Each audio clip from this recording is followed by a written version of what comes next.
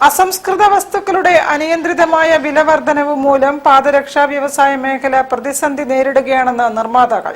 ഇതിന്റെ ഭാഗമായി പാദരക്ഷകളുടെ വില വർദ്ധിപ്പിക്കുമെന്നും മാർച്ച് 23 മുതൽ പാദരക്ഷകളുടെ പുതുക്കിയ വില പ്രാബല്യത്തിൽ വരുമെന്നും സംഘടനാ ഭാരവാഹികൾ പറഞ്ഞു. പാദരക്ഷാ വ്യവസായ മേഖല പൂർണ്ണമായിട്ടും വിദേശ രാജ്യങ്ങളുടെ കെമിക്കലുകളെ ഡിപ്പെൻഡ് ചെയ്ത് നിൽക്കുന്നതാണ്.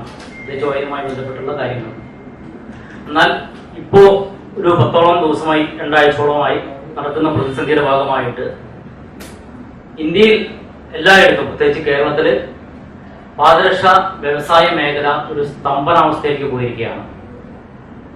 അസംസ്കൃത വസ്തുക്കളുടെ വില അനിയന്ത്രിതമായിട്ട് അത് റിയാലിറ്റി ആണോ എന്ന് പോലും സംശയിക്കുന്ന രീതിയിൽ 30 മുതൽ 100% വരെ ചില മെറ്റീരിയലുകൾക്ക് വർധനമുണ്ടായിട്ടുണ്ട്. ഈ ഒരു പുതിയ സാഹചര്യത്തില് കേരളത്തിലെ പാദരക്ഷാ നിർമ്മാതാക്കൾ വലിയ പ്രതിസന്ധി നേരിടുകയാണ്.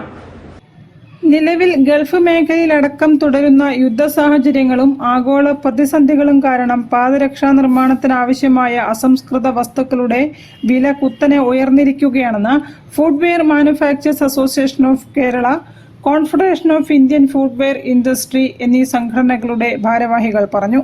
PU, synthetic rexine, rubber, PVC, EVA, പശ, വിവിധ ഇനം കെമിക്കലുകൾ, പാക്കിംഗ് മെറ്റീരിയലുകൾ എന്നിവയ്ക്ക് കഴിഞ്ഞ ഏതാനും ദിവസങ്ങൾക്കിടെ വലിയ വിലവർധനവാണ് ഉണ്ടായത്. നിലവിലെ സാഹചര്യത്തിൽ ഉൽപാദന ചെലവ് താങ്ങാവുന്നതിലും അപ്പുറമായതിനാൽ വ്യവസായത്തെയും തൊഴിലാളികളെയും രക്ഷിക്കാൻ പാദരക്ഷകളുടെ വിലയിൽ 10% മുതൽ വർധനവ് വരുത്തിയതായും ഭാരവാഹികൾ പറഞ്ഞു.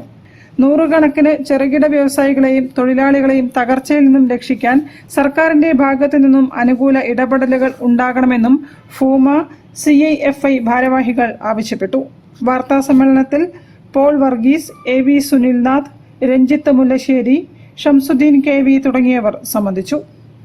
News bureau, Kozhikode. വാർത്തകളിൽ ഒരു ഇടവേള.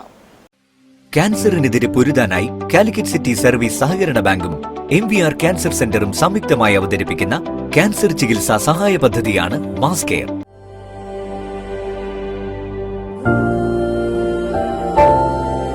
We will treat you well.